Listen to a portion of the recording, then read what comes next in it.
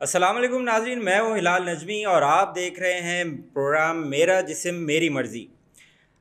Programme शुरू करने से पहले यहाँ थोड़ा सा मैं आपको वाज़े कर दूँ कि आज के हमारे प्रोग्राम का जो टॉपिक है वो 18 साल से कम उम्र के अफराद के लिए मौजू नहीं है। और यही वजह है कि हमने अपनी स्क्रीन पे जो है वो पेरेंटल गाइडेंस की भी डिस्प्ले किया है और प्रोग्राम के शुरू में हमने डिस्क्लेमर भी चलाया है। तो बेहतर ये है और मुनासिब ये है कि 18 साल से कम उम्र के अफराद इस प्रोग्राम को ना देखें। प्रोग्राम का हमारा टॉपिक है female and mail genital surgery से मुतालिक। और जैसा कि पिछले प्रोग्राम्स में भी डॉक्टर आदिल आसिफ जैदी साहब हमारे साथ प्रोग्राम में मौजूद थे और आज भी हमारे साथ मौजूद हैं। डॉक्टर साहब कैसे हैं? खैरियत से हैं? अस्सलाम वालेकुम। वालेकुम अस्सलाम। I am good. आप सुनाएं, कैसी तबीयत? बहुत अल्लाह का करम है। अच्छा डॉक्टर साहब, जैसा कि हमारा टॉपिक है आज के प्रोग्राम का, तो थोड़ा सा बताइएगा कि female and mail genital surgery क्या चीज़ है, क्या इससे क्या मुराद है? देखिए, जो प्लास्टिक सर्जरी है वो ऊपर से नीचे हर बॉडी पार्ट को मतलब इनकम्पास करती है and it treats round about each and every part of the body.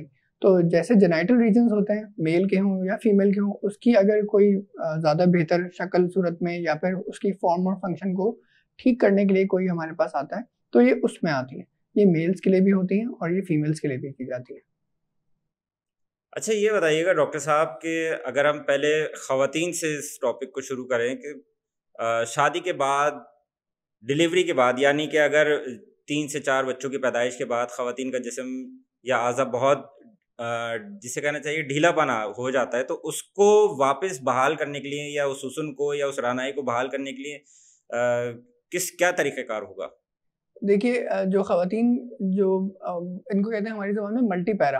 और मल्टी पैरा वो ख़वातीन हैं जिनके 3-4 बच्चे हो चुके हैं। अब वो नेचुरल बर्थ से हुए हैं तो वो सारा जो नीचे के जो आपके अज़ा हैं, जो पेरिनियल रीजन है, वो सब का सब जो है वो एक दफ़ा एक्सपैंड हुआ और वापस से रिलैक्स हुआ। और वापस से जब अपनी जगह पे आया तो कुछ चीज़ें तो अपनी जगह पे हैं। अलबत्ता ड्यूरिंग बर्थ आपने भी सुना होगा कि लोगों को कट लगते हैं, एपिज़ियोटमी जिसको कहते हैं, और उसको फिर वापस रिपेयर भी किया जाता है। और इस सारे मराहिल से गुज़रने के बाद ख़वातीन का जो ये जो पेरिनियल रीजन है, ये वैसा नहीं रहता कि जैसा कि बच्चों से पहले होता है। तो ऐसी सूरत में प्लास्टिक सर्जरी आपकी ये मदद करती है कि वजाइना को टाइट करने के लिए, या लेबिया प्लास्टी जिसको कहलाती है, कि बाहर से शक्ल-ओ-सूरत और जो उसकी शेप है, वो वापस से वैसी कर दी जाए जो कि बच्चों से पहले थी। अच्छा अभी आपने ये वर्ड यूज़ किया लेबियोप्लास्टी। लेबियोप्लास्टी से क्या मुराद है? जो वजाइनल लिप्स हैं, यानी कि बाहर की तरफ जो इसके एक लेबिया मेजोरा और लेबिया माइनोरा। जो माइनोरा और मेजोरा जब आपके बहुत ज़्यादा ज़रूरत से ज़्यादा इनका साइज़ इंक्रीज़ हो जाता है, तो इसको वापस से सेट करने के लिए हमारे पास कुछ प्लास्टिक सर्जिकल टेक्निक्स हैं, जिनको हम यूटिलाइज़ करके इनका साइज़ को वापस से सेट कर सकते हैं। और ये सब कुछ आप यकीन नहीं करेंगे मगर जागते में किया जा रहा है आजकल। और सुन करके नर्व ब्लॉक्स के अंदर as a day care surgery लोग आते हैं, करवाते हैं, चले जाते हैं। इसका डाउन टाइम जो है वो भी कम होता है। समझ लें कि विद इन 10 डेज़ जो है आपके जो जितने भी स्टिचेज़ हैं वो तो डिसॉल्वेबल ही इस्तेमाल हुए हैं, मगर मरीज़ को बताया जाता है कि थोड़ा एहतियात करना है, नीचे नहीं बैठना फ़िलहाल के लिए, और हेवी लिफ्टिंग्स अवॉइड करनी है। और तकरीबन 6 हफ़्ते तक जो है, 3 से 6 हफ़्ते आपने थोड़ा-सा परहेज़ करना है। और ये अगर आप कर लेते हैं और आगे आने वाले टाइम में अपने ज़ख्म की अपने जो सर्जिकल एरिया है उसकी साफ-सफाई प्रॉपर रखते हैं, तो you are as good as new. वापस से बिल्कुल आप वो सारी रानाई और जो खूबसूरती है वो एक्वायर कर सकते हैं, जो कि आपने 3-4 बच्चों के बाद लूज़ कर दी। ठीक है। अच्छा डॉक्टर साहब, ये वेजाइनोप्लास्टी से क्या मुराद है? क्या सर्जरीज़ के अंदर ये वेजाइनोप्लास्टी से क्या क्या क्या तरीक़ा होता है ये? देखिए, जो वजाइनल कनाल है वो तकरीबन 3 इंचेस उसकी लेंथ होती है। इसकी जो विड्थ है या डायमीटर जो है वो वेरिएबल है। और जब बच्चा उस कनाल से, इस एरिया से गुज़र के यूट्रस से नीचे डिलीवर होता है, तो वो इस इतने छोटे से एरिया को स्ट्रेच करता हुआ आता है। वापस से 3-4 बच्चों की पैदाइश के बाद, या अगर बच्चे नहीं भी हैं, उम्र के साथ-साथ भी इन एरियाज़ में, इस रीजन में जो इलास्टिसिटी है वो कम हो जाती है। और वो जो टाइटनेस है वो रहती नहीं। इस चीज़ को वापस एक्वायर करने के लिए आपके पास सर्जिकल और नॉन सर्जिकल दोनों तरीके होते हैं। हम वजाइनोप्लास्टी से जो वजाइना के अंदर का जो म्यूकोज़ा है और जो वॉल है उसकी, उसको टाइटन कर देते हैं। इसको आप लेज़र के ज़रिए भी करवा सकते हैं और इसको आप सर्जिकल तरीके से भी करवा सकते हैं। डिपेंड करता होता है कि किस मरीज पे कौन सा जो तरीका इलाज है वो मौजू है, और वो डॉक्टर सेलेक्ट करता है, और वो आपको बताया जाता है कि किस चीज़ के आपके जो सिम्टम्स हैं, जो आपके अलामात हैं, इनको मद्देनज़र रखते हुए कौन सी चीज़ आपके लिए ज़्यादा बेहतर है। ठीक है। अच्छा डॉक्टर साहब, फीमेल्स में अभी अगर हम फीमेल्स की बात कर रहे हैं, तो वक़्त के साथ-साथ जो है उनमें सेंसेशन जिसे हम कहते हैं ना कि कम होती जाती है, तो क्या वो वापस आ सकती है? क्या वो रिस्टोर हो सकती है वो चीज़? देखिए, सेंसेशन का कम होना का ताल्लुक 2-3 चीज़ों से है। नंबर 1 ये कि जो फीमेल जेनिटल ट्रैक्ट है, उसके अंदर कुछ एरियाज़ हैं जो कि बहुत ज़्यादा सेंसिटिव हैं, और कुछ एरियाज़ हैं जो कि लीस्ट सेंसिटिव हैं। जो एरिया इसमें सबसे ज़्यादा सेंसिटिव है उसको कहते हैं जी स्पॉट। ये जी स्पॉट एक ऐसे एरिया में होता है कि जहाँ पे अगर आपकी वजाइना का नॉर्मल खदोखाल है, उसको प्रॉपर्ली स्टिमुलेशन मिलती है। अलबत्ता ये कि वक़्त के साथ-साथ, जैसे हमने बात की कि वजाइना जो है वो रिलैक्स हो जाती है और लैक्स हो जाती है। इसको सेट करने के लिए आप जब वजाइनल टाइटनिंग करते हैं, साथ ही में उस जी स्पॉट को भी आप ऑगमेंट कर लेते हैं। और उसको ऑगमेंटेशन का बहुत आसान तरीका ये होता है कि आप ओ शॉट लगाते हैं। ओ शॉट बेसिकली पीआरपी है, जो कि हम वजाइनल एरिया में, जो कि जी स्पॉट कहलाता है, इसमें इंजेक्ट करते हैं और इस रीजन की सेंसिटिविटी बढ़ा देते हैं। और वो काम कैसे करता है, जैसे हमने पिछले प्रोग्राम में बात की कि पीआरपी रिपेयर और रीजनरेशन के मैकेनिज्म को तेज कर देता है। तो उन एरियाज़ में जो अब इतनी सेंसेशन नहीं है, उसको वापस आने में थ्योरेटिकली बहुत ज़्यादा कारगर है। अगर आप फीमेल जेनिटल ट्रैक्ट को एग्ज़ामिन करें, तो आपको नज़र आएगा कि एक एरिया है जो जिसको क्लाइटोरिस कहते हैं। वो क्लाइटोरिस के ऊपर एक चीज़ है जो कि क्लाइटोरल हुड है। हम सर्जिकली क्लाइटोरल हुड को कम कर सकते हैं, उससे फ़ायदा ये होता है कि जो क्लाइटोरिस, जो कि मोस्ट सेंसेशन वाला पार्ट है, ये एक्सपोज़ हो जाता है, और एक्सपोज़र की वजह से अब सेंसेशन में जो इंक्रीमेंट है वो भी आपको मिलता है। डॉक्टर साहब कि ग्लोबली हम ये देख रहे हैं कि रेप का रेशो जो है वो बहुत ज़्यादा बढ़ता जा रहा है, चाहे वो पाकिस्तान हो या दीगर ममालिक हो। तो अब वो ख़वातीन जो परेशान होती हैं इस चीज़ की वजह से कि अगर खुदा न ख़ास्ता या किसी वजह से वो रेप का शिकार हो गई हैं, रेप विक्टिम हो गई हैं, तो क्या वो दोबारा वर्जिन रिस्टोरेशन जिसे हम कहते हैं, क्या इसका उसका क्या तरीक़ाकार होता है अगर हम प्लास्टिक सर्जरी में बात करें इसकी? देखिए, आपने बहुत अच्छा सवाल किया कि ये सोसाइटी का एक पेनफुल ट्रुथ है, और जैसे-जैसे और क्राइम्स बढ़ रहे हैं, इसकी भी शरह में इज़ाफ़ा हो रहा है।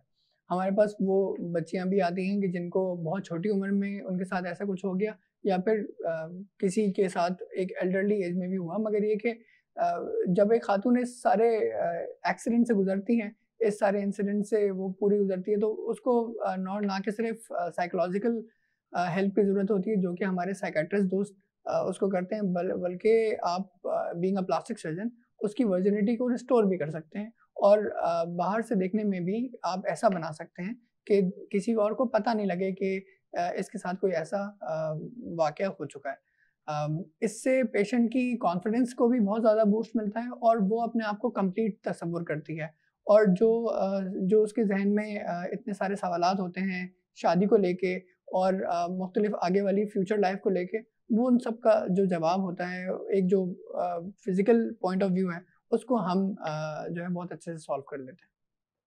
ठीक है। अच्छा ये बताएँ डॉक्टर साहब, अब ख़वातीन की तो हमने बहुत सारी बातें कर ली हैं और डिस्कस भी किया है इस प्रोग्राम में। अब हम आ जाते हैं मर्द हज़रात की जानिब, तो जो एक टर्म है साइज़ डज़न्ट मैटर, तो क्या ये बात सही है? देखिए, जैसे आपको हमने प्रोग्राम के शुरू में बताया कि वजाइना का जो लेंथ है वो तकरीबन 3 इंचेस के करीब है। ऑल्दो वजाइना 3 इंचेस है ज़रूर, मगर उनके जो टिश्यूज़ हैं उसमें लैक्सिटी है, उसमें इलास्टिसिटी है। तो ये अकोमोडेट कर सकता है as long as 14 inch and as short as 3 inch. तो जो मर्दों में जो सबसे ज़्यादा इसको लेके क्वेश्चन होता है, और अपने कॉन्फिडेंस को लेके जो लोग परेशान रहते हैं कि जी हमारा साइज़ नॉर्मल है या नहीं है, और इसको कैसे बढ़ाया जा सकता है, तो उस सब के लिए भी प्लास्टिक सर्जरी हेल्प आउट करती है। इसमें पीनाइल ऑगमेंटेशन होती है, जिसको हम लेंथनिंग भी कहते हैं, और ना कि सिर्फ लेंथन किया जाता है, बल्कि उसका जो डायमीटर है, ऑन द होल उसकी मोटाई को भी बढ़ा दिया जाता है। और आप ये कर सकते हैं अपनी ही फैट से। आप अपनी ही बॉडी फैट इस्तेमाल करते हैं उसी बंदे की, और उसकी जो गर्थ है, उसको इंक्रीज़ कर देते हैं। इससे फ़ायदा ये होता है कि जो वजाइना पे मुख्तलिफ जगहों पे ये अब टच नहीं कर रहा था, तो अब ये ऑन द होल हर एरिया को सेंसेट करता है, हर एरिया को स्टिमुलेट करता है। अच्छा ये बताएं डॉक्टर साहब कि ज़रूरी क्यों है, मतलब ये बड़ा मर्द हजरात इस चीज़ को लेके जो है ना अपने बड़े फिक्रमंद रहते हैं कि छोटा है बड़ा है या जो भी है, तो अगर बड़ा होना चाहिए तो क्यों, क्या क्या ज़रूरत है? अब देखिए, एक एक प्रॉपर इंटरकोर्स के लिए एक लेंथ तो रिक्वायर्ड है ही। इसमें अगर किसी मर्द को लगता है कि उसका साइज कम है, तो और ये किसी को लगता है कि उसका बहुत ज़्यादा है, तो इसका बहुत आसान तरीका है, फुली इरेक्ट पीनस, यानी कि पूरी तरह सख्ती के साथ जो पीनस जब पूरी तरह से इरेक्ट होता है, तो वो अम्बलाइकस से कुछ ही दूर जाके उसकी लेंथ रुक जाती है। तो यानी कि आपका जो नाफ का एरिया है, इससे थोड़ा ही दूर जाके ये इसकी फुल लेंथ होगी। और हर बंदे के साइज़ पे डिपेंड करता है, उसकी लेंथ कितनी है उस बंदे की, और उस हिसाब से अल्लाह ताला ने हर एक को उसके जो पीनस की लेंथ दी हुई है। अलबत्ता वो लोग जो कि छोटे साइज़ के हैं और उनका लगता है कि उनको लगता है कि ये कुछ बड़ा होना चाहिए, तो उनके लिए ज़रूरी है कि वो प्लास्टिक सर्जरी आके करवा के अपनी जो फुल जैसे कॉन्फिडेंस बूस्टर के तौर से इसको इस्तेमाल कर सकते हैं, और आइंदा आने वाले टाइम में अब मतलब पूरी तरह से बिल्कुल नॉर्मल जी सकते हैं। ठीक है, यानी जो एहसास कमतरी का शिकार मर्द हजरात हैं, अब यानी उनके लिए फ़िक्रमंद होने की ज़रूरत नहीं है उनको, ऐसे ही है आपका कहना? बिल्कुल ऐसा ही है। क्योंकि प्लास्टिक सर्जरी जैसे हमारी बिल्कुल पहले फर्स्ट प्रोग्राम में बात हुई थी, वो एक नॉर्मल चीज़ नॉर्मल जो एनाटमी है, उसी को रीशेप करता है। ये ऑल्टर नहीं कर रहा होता, ये कोई अननेचुरल वे नहीं है। ये बहुत नेचुरल तरीके से आप ही की चीज़ों को इस्तेमाल करके आप ही को ऑगमेंट किया जा रहा होता है, बेहतर बनाया जा रहा होता है, ताकि आप सोसाइटी में भी और वैसे भी खुद से भी अपने आप में जो कॉन्फिडेंस आपको चाहिए, जिस तरह से आप जीना चाहते हैं, वो चीज़ आपको ये एबल करता है इस चीज़ के लिए। ठीक है। अच्छा ये बताइएगा कि डॉक्टर साहब जैसे हमने अभी कुछ देर पहले ख़वातीन की सेंसेशन से मुतालिक हमने बात की, तो क्या मर्दों में भी कोई ऐसी चीज़ है कि जो सेंसेशन बढ़ा सकती है?